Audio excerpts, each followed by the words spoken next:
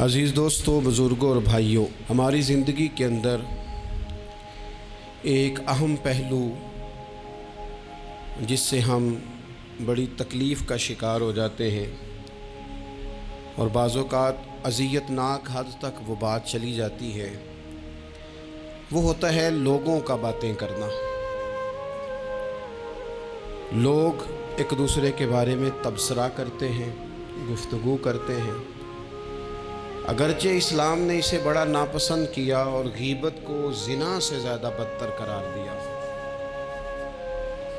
لیکن معاذ اللہ ثم معاذ اللہ لوگ پھر بھی اس اخلاقی کمزوری کا شکار ہو جاتے ہیں اور لوگوں کے بارے میں گفتگو کرتے ہیں۔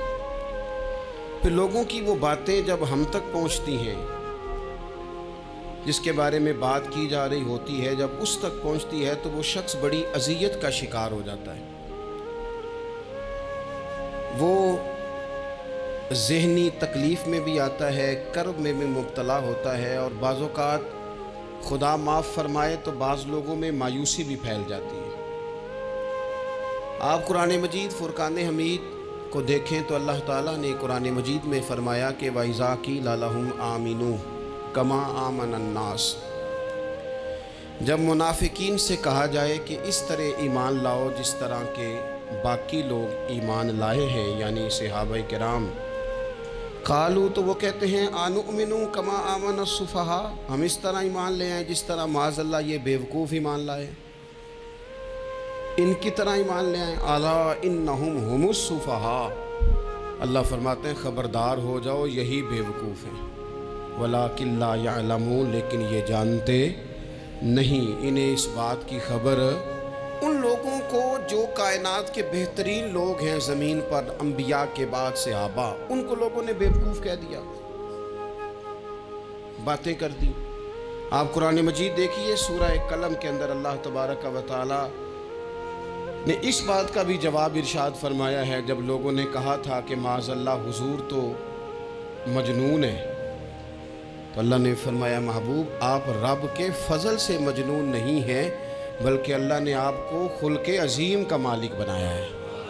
وَإِنَّكَ لَعَلَىٰ خُلُقٍ عَظِيمٍ، لوگ بات کرتے ہیں اور کر جاتے ہیں اور شوق رکھتے ہیں تبصرہ کرنے کا۔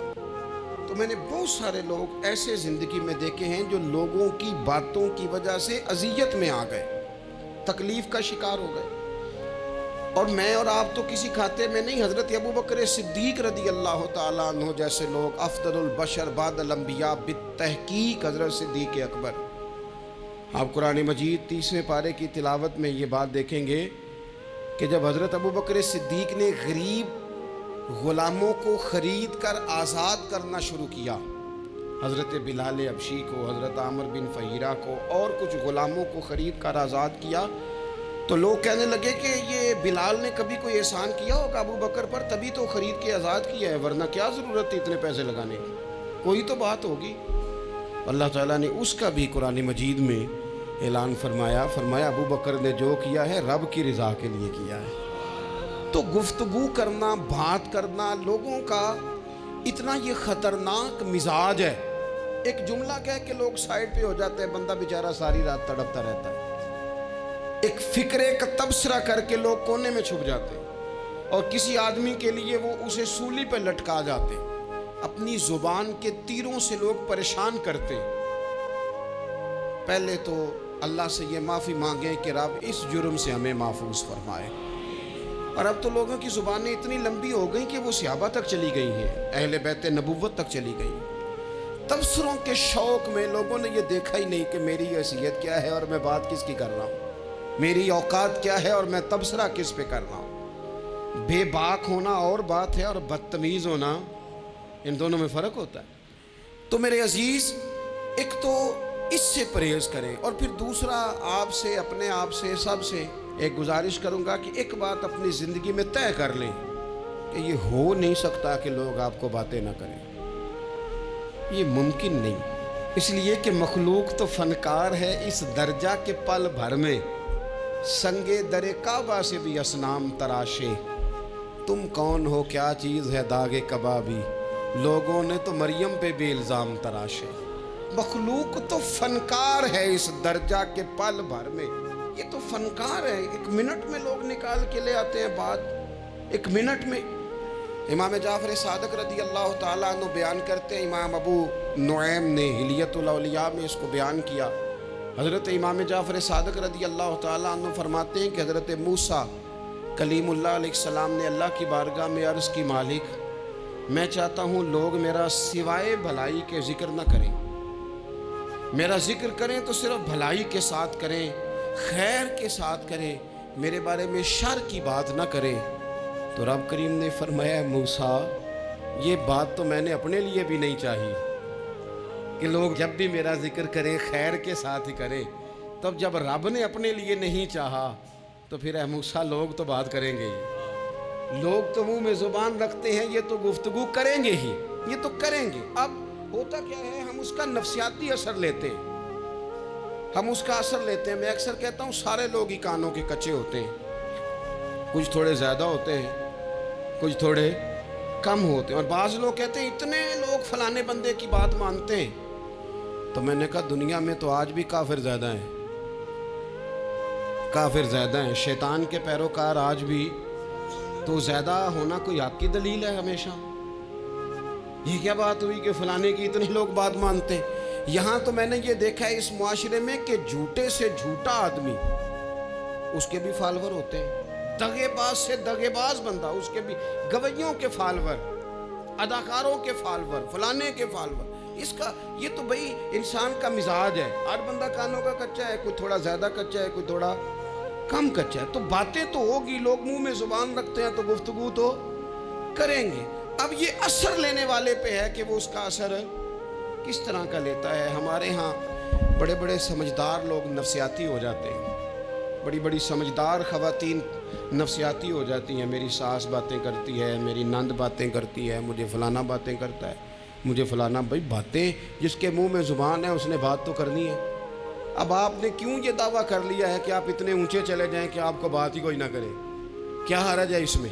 अगर कोई आपको बात कर दे तो क्या है हम? किसी ने कर ली तो फिर क्या हुआ?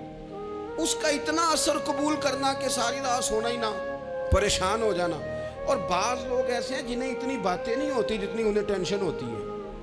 यानी वो दो बंदे कोने में खड़े हैं तो मेरी ही बात कर रहे हैं, और भाई तो इतना अहम नहीं है, उन्हें कोई और काम भी हो सकता है, तेरी बात ही उन्होंने करनी।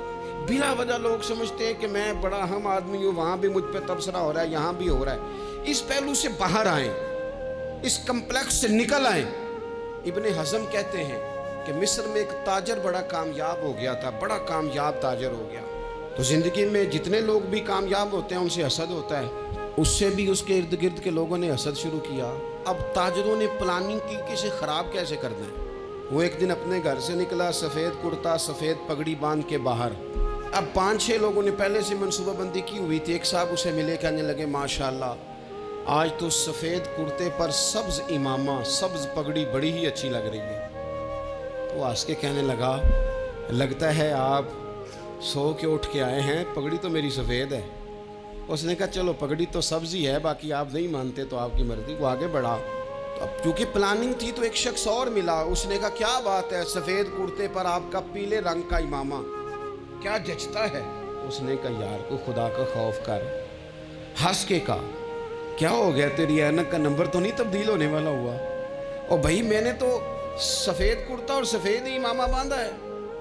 अब 2-3 लोगों की दफ़ा तो वो मुस्कुराया, लेकिन वो ढेर सारे लोगों ने मनसूबाबंदी की थी। वो जब चौथे के पास गया तो उसने भी कहा कि क्या बात है सफ़ेद कुर्ते पर पीले रंग के इमामे की। उसने कहा पीला कहाँ है? अब वो गुस्से होने लगा। अब वो छठे के पास गया तो उसने कहा जनाब क्या बात है सफ़ेद कुर्ता और काला इमामा। अब वो गुस्से में इतना बावला हुआ कि पहले हंसा फिर रोया, फिर उसे समझ ना आई कि दुकान का ताला किस चाबी से मैंने खोलना है। बस वो शाम हुई तो उस बेचारे को बच्चों ने रोड़े मारने शुरू कर दिए। वो इतनी तकलीफ में आ गया कि लोग उसे पागल कहने लगे। क्यों?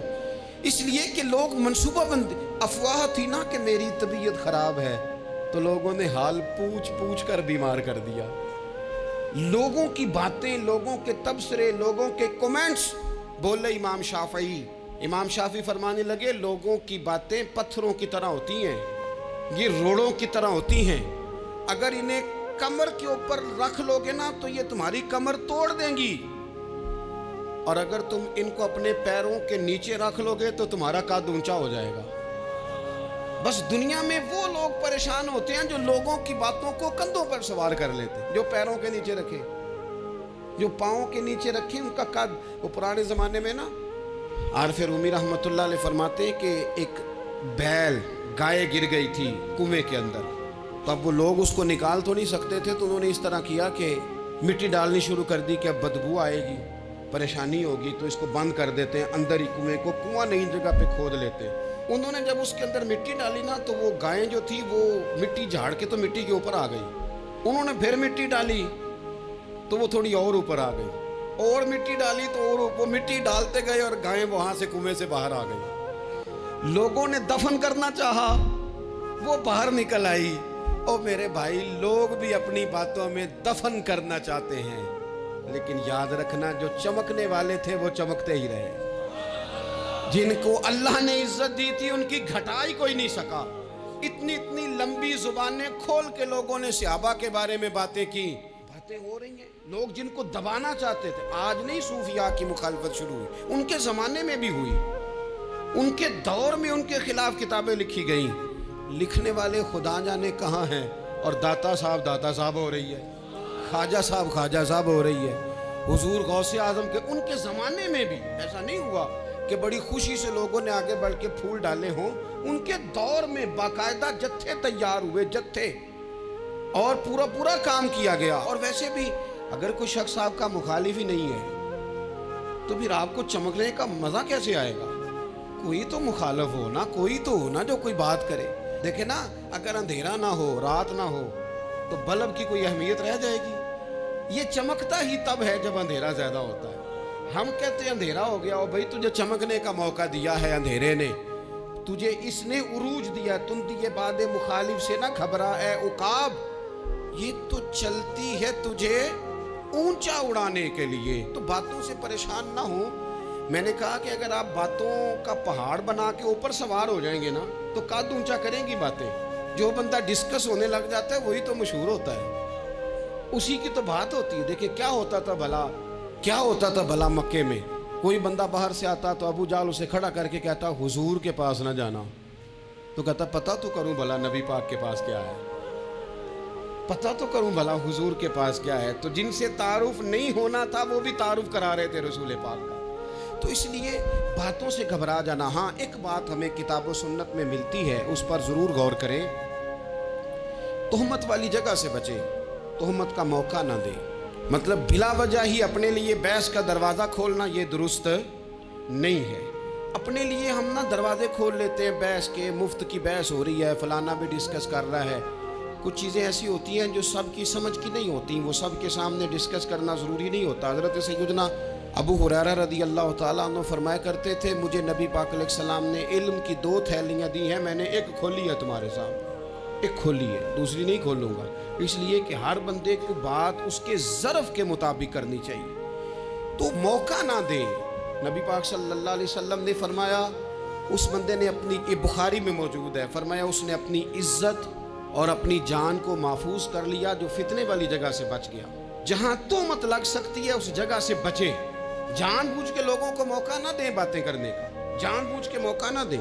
जामे तिरमिज़ी के अंदर हदीस मौजूद है, हज़रत सैयदना उमर फ़ारूक रदी अल्लाह ताला अन्हु ने एक मौके पर इजाज़त मांगी थी नबी पाक सल्लल्लाहु अलैहि वसल्लम से। अर्ज़ किया, या रसूल अल्लाह सल्लल्लाहु अलैहि वसल्लम, मुझे आप इजाज़त दे दें, मैं अब्दुल्ला बिन अबी सलोल की गर्दन उड़ा दूँ। ये मुनाफिक बार बार आड़े आता है, बार बार तकलीफ़ देता है, आप मुझे इजाज़त दें मैं इसे कत्ल कर दूँ। तो अब वो चूँकि कलमा पढ़ता था, साथ तो रहता ही था ना, बहुत सारे लोग उसे मुसलमान जानते थे। तो हज़रत सैयदना उमर फ़ारूक रदी अल्लाह ताला अन्हु ने इजाज़त चाहिए, का या रसूल अल्लाह सल्लल्लाहु अलैहि वसल्लम, अगर आप मुझे इजाज़त दे दें, ये तिरमिज़ी में मौजूद है, यानी आप उस जगह से बचें जहाँ तोहमत लग सकती है, जहाँ बिला वजह किसी शख्स को शर फैलाने का मौका मिल सकता है। या रसूल अल्लाह मुझे इजाज़त दे, मैं अब्दुल्ला बिन अबी सलोल की गर्दन उड़ा दूँ। तो नबी पाक सल्लल्लाहु अलैहि वसल्लम ने फरमाया कि उमर, اگر میں تمہیں ایسا کرنے کی اجازت دوں گا تو لوگ کہیں گے کہ وہ اپنے قریبیوں کو انہوں نے مروانا شروع کر دیا ہے، ساتھ والوں کو ہی مروانا شروع، لوگ تو اسے مسلمان سمجھتے ہیں تہمت والی جگہ سے۔ بلکہ بخاری شریف میں اسی طرز کا ایک اور پیغام بھی ہمارے لیے موجود ہے۔ یہ جو حرم شریف آج ہمارے سامنے ہے نا، بیت اللہ شریف، اس میں ایک پیچھے مقام ہے جس کو حتیم کہا جاتا ہے، یہ خانہ کعبہ کا حصہ ہے۔ حضور صلی اللہ علیہ وسلم کے اعلان نبوت سے پہلے جب قریش مکہ نے اسے تعمیر کیا نا دوبارہ سے، تو انہوں نے چندے کا کوئی اس طرح کا مزاج بنایا تھا کہ اس بندے سے پیسے لینے ہیں جس کے بالکل ہی جائز ہو۔ اس ترتیب سے انہوں نے خانہ کعبہ کی تعمیر کی کہ پھر وہ ساری تعمیر نہ کر سکے، حتیم باہر رہ گیا۔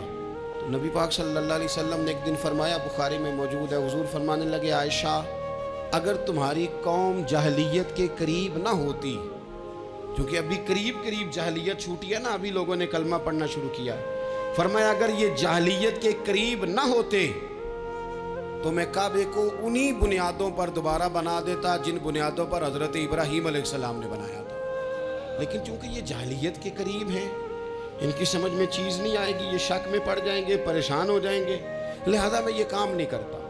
بہت ساری چیزیں ایسی ہیں کہ جن کی وجہ سے بعض سادہ لوگ ابہام کا شکار ہوتے ہیں، ابہام کا۔ ہمارے علماء نے اس طرح کیا کہ بڑے طے کر کے عقائد کے عنوانات امت تک پہنچائے۔ ہر آدمی ہر شعبے کا اسپیشلسٹ نہیں ہوتا، بہت ساری لوگ باتیں مریض کے سامنے کرنے والی نہیں ہوتی، وہ صرف لواحقین کو بتانے والی ہوتی۔ پھر کچھ لوگ اور آئے جنہوں نے کہا کہ ہم تو ایفیشنسی دکھائیں گے، کچھ خاص ہر بات کھول کر لوگوں کے سامنے رکھیں گے۔ اس کا نقصان پھر یہ ہوتا ہے کہ سادہ لوگ مشکلات کا شکار ہوتے ہیں۔ وہ پھر جب کہتے ہیں ہر چیز ڈسکس کر لینی چاہیے تو پھر باتیں دور نکل جاتی ہیں۔ پھر لوگوں نے انبیاء کرام علیہم السلام کی اجتہادی خطاؤں کو ڈسکس کرنا شروع کیا۔ ربنا ظلمنا انفسنا، اگر حضرت آدم یہ لفظ کہیں تو ان کے لیے تو ٹھیک ہے، لیکن اگر کوئی غلام اور امتی اور بیٹا اٹھ کے یہ لفظ کہے تو اس کے لیے ٹھیک نہیں ہے۔ تو میرے عزیز ایسے کام نہ کریں جس کی وجہ سے بلا وجہ بحث کا۔ ہمارے یہاں کچھ لوگوں کو شوق ہے خبروں میں رہنے کا، وہ ایسی باتیں چھیڑتے ہیں جن سے نہ وہ خبروں میں رہ سکیں۔ میں نے دیکھا ہے وہ کہتے ہیں جی میں نے کوئی انوکھی بات کرنی ہے۔ بھئی انوکھی بات کرنے سے بندہ مشہور تو ہو جاتا ہے۔ ہمارے زمانے میں مشہور ہی وہ ہوتا ہے جو دوسروں سے ذرا ہٹ کے بات کرے، انوکھی کرے۔ وہ ہمارے لطیفہ لکھا ہے نا، ایک اہل عرب کا ایک ہجا نام کا عربی کا ایک لطائف سنانے والا شاعر ہے، تو وہ کہتا ہے کہ ایک شخص نے ایک دفعہ کہہ دیا تھا گدھا کھانا جائز ہے۔ تو بڑے بڑے علماء اس کے گھر چلے گئے کہ بھئی کوئی دلیل، کوئی جزیہ، کوئی کہاں سے، کوئی کتاب، کوئی حوالہ، کوئی شے۔ اس نے کہا روز آؤ گے ایک بندے کو بتاؤں گا، کٹھا ہی سٹیج لگاؤ، ایک ہی دفعہ حوالے دیتا ہوں، روز نہیں دیے جاتے۔ وہ سٹیج لگ گیا، دنیا جمع ہو گئی، جنہوں نے کبھی ٹائم نہیں نکالنا، تو یہ ذرا انوکھی بات جو کر رہا تھا، وہ سارے لوگ آ گئے۔ تو وہ سٹیج پہ چڑھا تو کہنے لگا مجھے جانتا کوئی نہیں تھا، چلو اب بدنام جو ہوں گے تو کیا نام نہ ہوگا، اب قیامت تک کہو گے تو صحیح نا، وہ اس مولوی دے گھر جنہیں ایک بار آکھیا نہیں سی گدھا کھانا جائز ہے، چلو بدنام جو ہوں گے تو کیا۔ تو بہت سارے ایسے لوگ ہیں جو ہیں بدنام، پر چلو نام تو ہو گیا نا، بدنامی صحیح، شرارت صحیح، شیطانیت صحیح، لیکن نام تو ہو گیا۔ تو اس لیے کوئی ایسا انوکھا کام جس سے لوگوں کی، میں آپ سے بڑی گزارش سے عرض کروں، اعلیٰ حضرت بریلوی رحمۃ اللہ علیہ نا، لالٹین کے اندر مٹی کا تیل جلایا جاتا ہے ہمارے ہاں، تو مٹی کا تیل ظاہر ہے اس سے بدبو آتی ہے، تو مسجد میں وہ جلانا جائز نہیں تھا۔ تو ایک صاحب ارنڈی کا تیل لائے، وہ خوشبو والا ہوتا ہے، وہ لا کے انہوں نے نا اعلیٰ حضرت بریلوی رحمۃ اللہ علیہ کو لالٹین میں ڈال کے دیا اور کہا کہ یہ مسجد میں اس کو جلاتے ہیں چونکہ اس کے اندر سے خوشبو آتی ہے، بدبو نہیں آتی۔ تو وہ جو شرعی عذر ہے نا، حضور نے فرمایا کہ جمعے والے دن غسل کر کے آؤ تاکہ کسی کے پسینے سے ایک دوسرے کو تکلیف نہ ہو۔ کچا لہسن پیاز کھا کے مسجد آنا اس لیے منع کر دیا گیا کہ منہ کی بدبو سے تکلیف ہو، تو مسجد میں کوئی ایسی چیز جو بدبو کا باعث بنے منع ہے۔ اب انہوں نے وہ تیل لا کے لالٹین میں ڈالا جس سے خوشبو آتی تھی اور لالٹین بھی روشن ہوتی تھی۔ اعلیٰ حضرت فاضل بریلوی رحمۃ اللہ علیہ اپنے اس خادم سے فرمانے لگے کہ اب لوگ تو آئیں گے نا، تو ہمارے علاقے میں تو ساری دنیا مٹی کے تیل سے ہی چلاتی ہے، تو اب آپ نے ایک خوشبو والا تیل لا کے ڈال تو دیا ہے اس کے اندر لالٹین میں، پر یہ لوگوں کو بتائے گا کون کہ یہ تیل وہ نہیں ہے؟ لوگ تو یہاں سے دیکھ کے جائیں گے اور جا کے کہیں گے کہ اتنے بڑے عالم کی مسجد میں اگر جل رہا ہے تو ہم کیوں نہ جلائیں؟ تو فرمانے لگے وہ شخص کے حضور پھر حال کیا ہے؟ فرمانے لگے آپ فرضوں کا سلام پھیر کے دعا سے پہلے لالٹین کے پاس کھڑے ہو جائیں، اور جو بندہ گزرے اسے بتاتے جائیں کہ یہ مٹی کا تیل نہیں، یہ مٹی کا تیل نہیں، یہ مٹی کا تیل۔ ہر شخص کے ذہن تک بات اتر جائے تاکہ لوگ کسی ایسی چیز کا شکار نہ ہو جائیں جس سے کہ ان کے مزاج میں کوئی غیر شرعی چیز عروج پکڑ لے۔ تو میرے عزیز، ہم نہ کچھ بدگمانیاں لوگوں کے اندر لوگ ڈالتے ہیں۔ ہمارے ہاں بالخصوص پاکستان میں جب سے سیاسی فرقہ واریت شروع ہوئی ہے، سیاسی، ہماری قوم کا مزاج اتنی بری طرح خراب کیا گیا ہے۔ ہمارے نوجوان بچے جو بڑے سنجیدہ پڑھے لکھے، ان کی گفتگو اپنے سیاسی مخالف کے بارے میں اتنی لوز کر دی گئی ہے، اتنی کمزور کر دی گئی، اتنی خوفناک کر دی گئی ہے کہ اس طرح تو کبھی نہیں ہوا تھا۔ یہ مزاج جو لوگوں کو دیا جا رہا ہے، قومیں اپنے اخلاق کے طور پر زندہ رہتی ہیں۔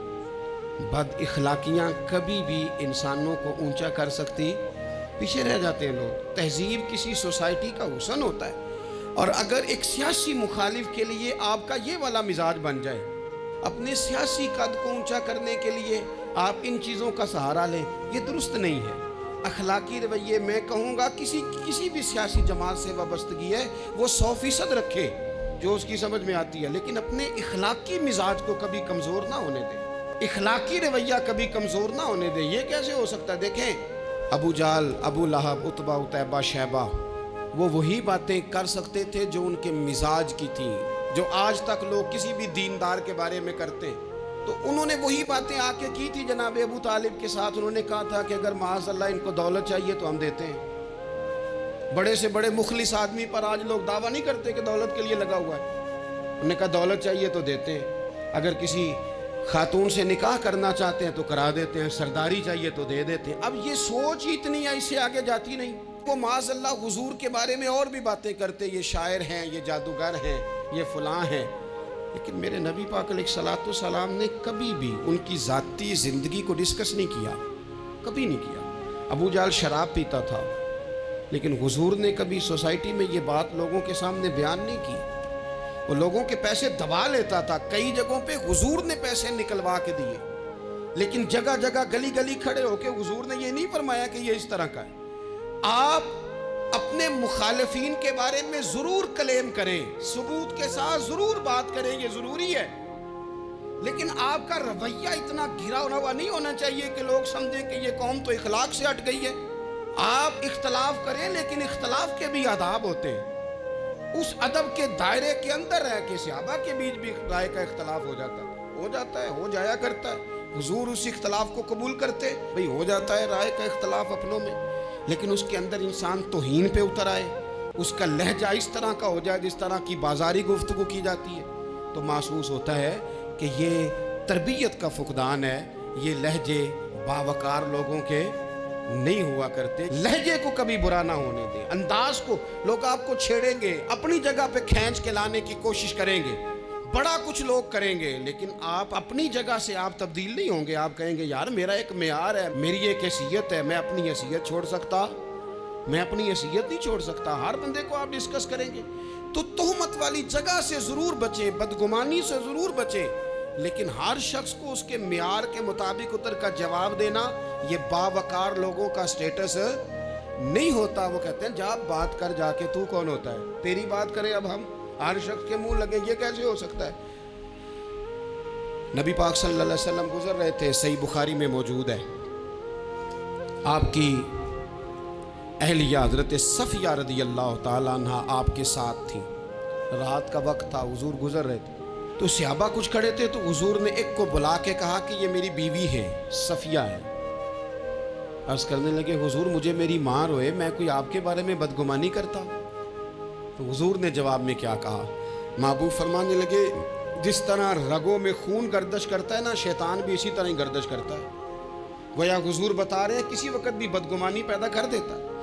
میں تمہیں بتا رہا ہوں کہ اپنی اہلیہ کے ساتھ جا رہا ہوں، میری بیوی ہے، کوشش کریں کہ آپ اس جگہ سے بچیں جہاں باتیں ہو رہی ہوں۔ اور اس پہلو پہ تیسری گزارش اس عنوان پر یہ ہے کہ اگر کسی کے بارے میں باتیں ہو رہی ہوں تو فٹافٹ اس کا حصہ بننے کی کوشش نہ کریں، بلکہ آپ کے پاس جب تک کوئی شرعی ثبوت نہیں ہے تب تک آپ اس بات کا حصہ نہ بنیں۔ ہمارے ہاں بات ہو رہی ہوتی ہے تو 2-4 بندے دوڑ کے نا اپنا بھی حصہ ڈالتے ہیں، بلکہ میں بڑی ذمہ داری سے یہ بات عرض کروں گا، بات لمبی ہوتی تب ہے جب کوئی بندہ درمیان میں کہہ دیتا ہے نا، نہیں تجھے تو تھوڑا پتہ ہے، تھوڑا میں بھی کرتا ہوں۔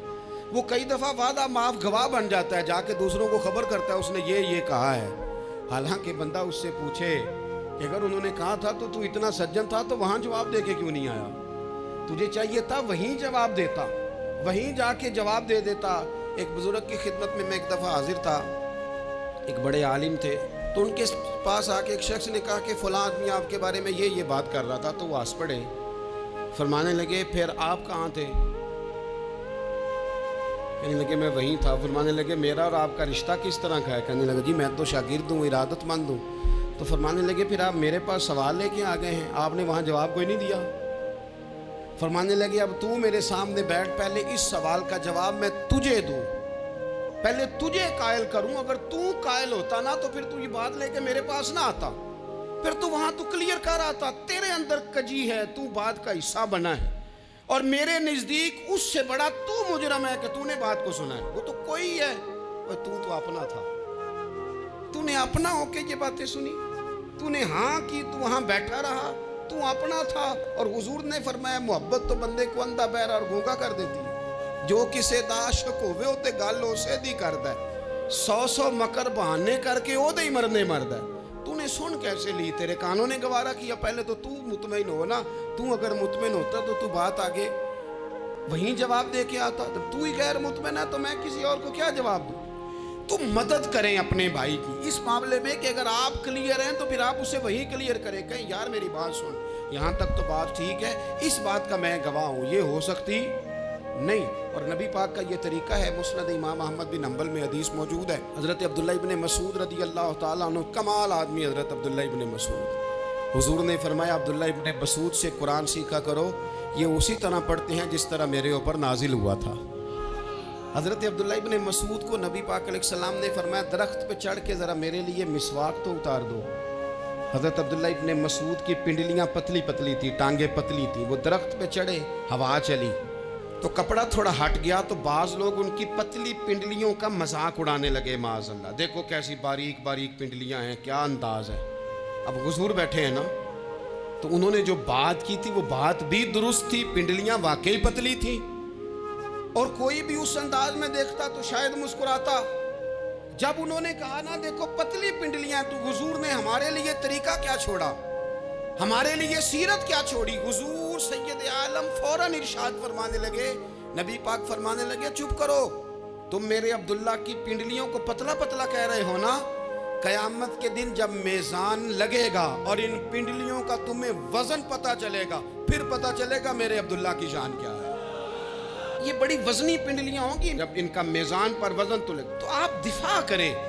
نبی پاک صلی اللہ علیہ وسلم نے فرمایا اگر کسی جگہ تیرے بھائی کی عزت پر حملہ ہو رہا تھا اور تو بچانے پر قادر تھا اور تو نے اس کی عزت سے اس شر کو روک دیا، کہا نہیں یار ایسی بات نہیں ہے، تم غلط کہہ رہے، فرمایا اگر تم کسی کی عزت کا دفاع کرو گے تو فرمایا جہاں تمہاری عزت خراب کی جا رہی ہوگی رب وہاں تمہاری عزت کا دفاع فرمائے گا، اللہ تمہاری عزت کا محافظ بن جائے گا۔ لیکن ہم کیا کرتے ہیں، ہم لوگ باتیں کر رہے ہوتے ہیں تو ہم ان باتوں میں ایک بات اور شامل کرتے ہیں، ہم ان باتوں میں ایک بات اور شامل کر لیتے ہیں اور انداز اختیار کر لیتے ہیں، اور جو آپ کے حق میں ہے اس نے مخالف نہیں ہونا، اور جو مخالف ہے اس نے کبھی حق میں چھوڑیں۔ آپ کس کو قائل کر رہے ہیں؟ جس کی سمجھ میں آتی ہے وہ قبول کرے، نہیں آتی تو دروازہ کھلا ہے، کہیں اور تشریف لے جائے۔ ہمارا یہ مزاج بن گیا کہ بلا وجہ کی وضاحتیں بھی بندے کو کمزور کرتی ہیں، بلا وجہ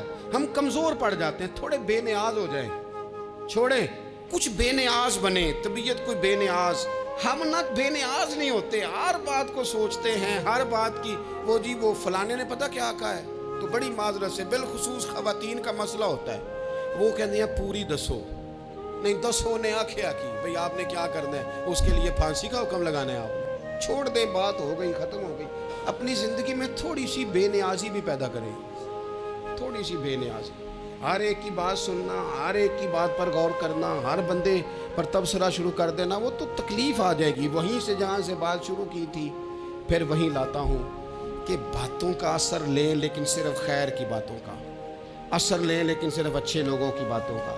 ہر ایک کی بات کا اثر لوگے، لوگ دو قدم نہیں چلنے دیں گے۔ اور دوسرا، میں آپ کو بڑی ذمہ داری سے عرض کرتا ہوں، ہم ویژن والے لوگ ہیں، ہماری 1400 سال کی تاریخ ہے، ہم ویژن والے لوگ ہیں۔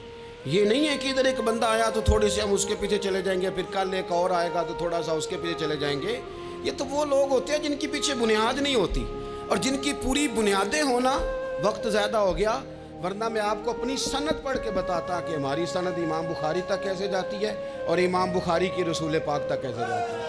یہ تو ایک تسلسل ہے۔ تو اس لیے بڑی جلدی آزمائش کا شکار نہ ہوا کریں۔ باتیں کس لیے؟ جو بندہ ویلا ہے اس نے بھی 4 باتیں تو ہر بات کا اثر نہ لیں۔ بالخصوص جوانوں سے کہتا ہوں، ٹارگٹ اچیو کرنے کے لیے سب سے پہلے تو مقاصد کا تعین کرے، جانا کدھر، اور پھر اس پہ لگ پڑے۔